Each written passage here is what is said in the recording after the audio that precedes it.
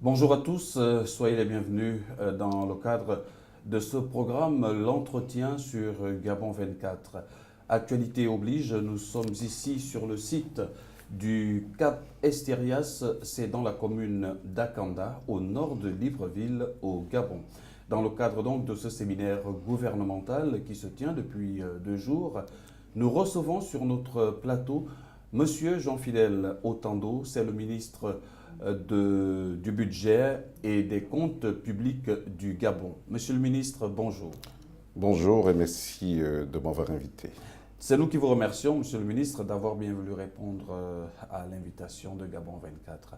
Alors, dans le cadre de ce séminaire, vous avez donné une communication qui portait sur la budgétisation par objectif de programme.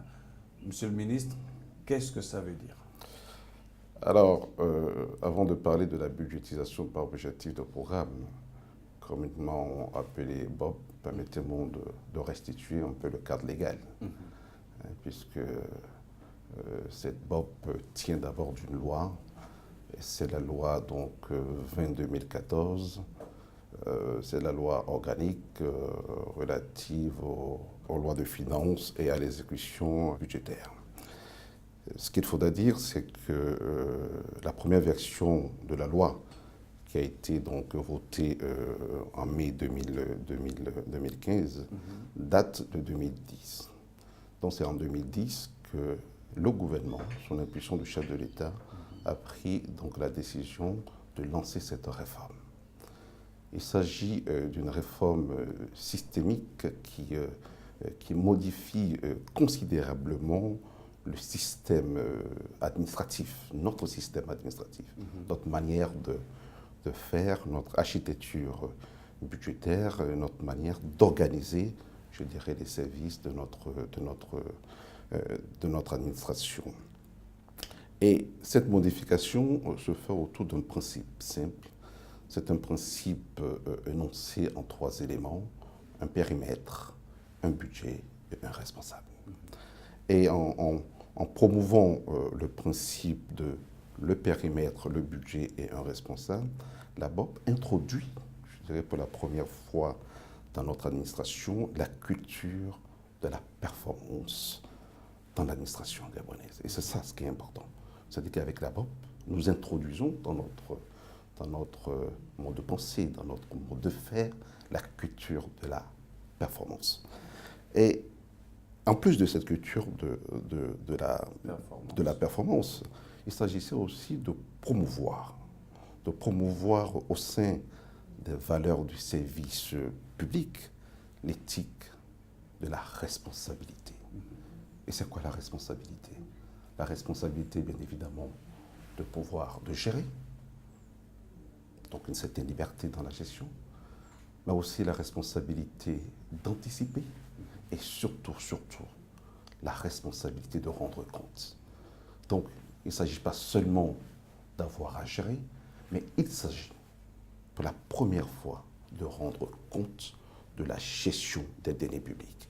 Et je pense que ça a été une avancée formidable, n'est-ce pas, introduite dans notre mode de gestion de nos finances publiques. C'est cette transparence.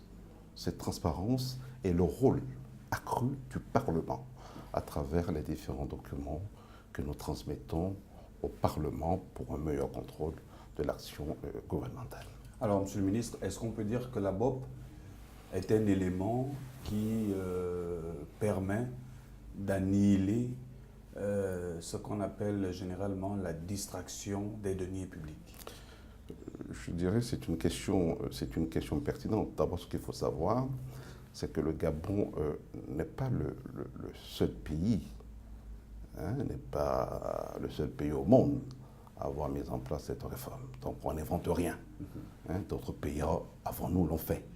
Les pays européens, surtout la France, puisqu'on parle tous de la France depuis 2001, mais les pays anglo-saxons depuis des années auparavant. Donc ce sont des choses qui marchent. Et si ça marche ailleurs, il n'y a pas de raison que ça ne marche pas au Gabon.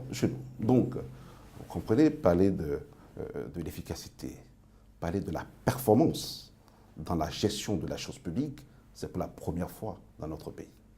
Parce que ce mot de performance était beaucoup plus assimilé dans le privé. Autant au privé, dans le privé, nous comprenons, nous savons ce que ça voudrait dire la performance, rendre compte. Autant dans l'administration, ce sont des notions qui ne faisaient pas partie du vocabulaire, n'est-ce pas, de la fonction publique. Vous n'êtes pas sans savoir que je viens du privé. Bien sûr. Très bien. Alors, Monsieur le ministre, puisque vous êtes là, nous allons profiter de cette occasion.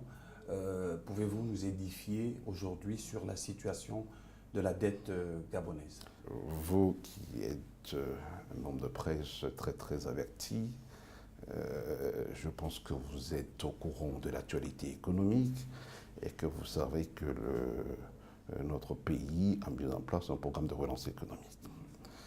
Et que dans ce programme de relance économique que nous avions nous-mêmes élaboré, ce programme de relance a reçu l'appui de nos partenaires au développement et de nos partenaires financiers, que ce soit la Banque africaine de développement, le FMI, la Banque mondiale et d'autres contributeurs. Au titre des appuis budgétaires attendus, bien évidemment, nous attendons près de 618 milliards sur les exercices 2017. Mais ce qui est important, c'est que nous avons effectivement un volume considérable de la dette, que ce soit la dette extérieure, que ce soit la dette intérieure. Et qu'avec nos partenaires, nous nous sommes lancés dans un programme d'appurement de cette dette. La loi de finances rectificative, c'est un document, je dirais, public. Donc, il s'agit pour tout un chacun de consulter, n'est-ce pas, cette loi de finances rectificative pour comprendre que le Gabon s'est engagé à consacrer 39% de nos ressources pour le remboursement de la dette globale. C'est à peu près 900 milliards que nous avions prévu payer sur l'exercice 2017, aussi bien en ce qui concerne la dette intérieure que la dette extérieure. Et ce programme s'exécute normalement.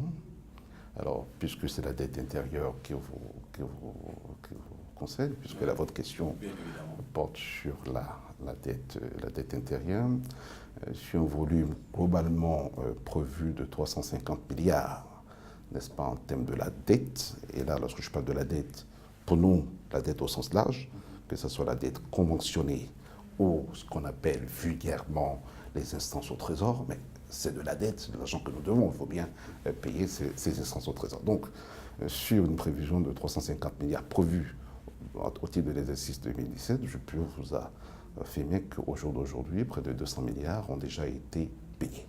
Alors, votre question concernait la CPG, si j'ai bien compris. Oui, oui.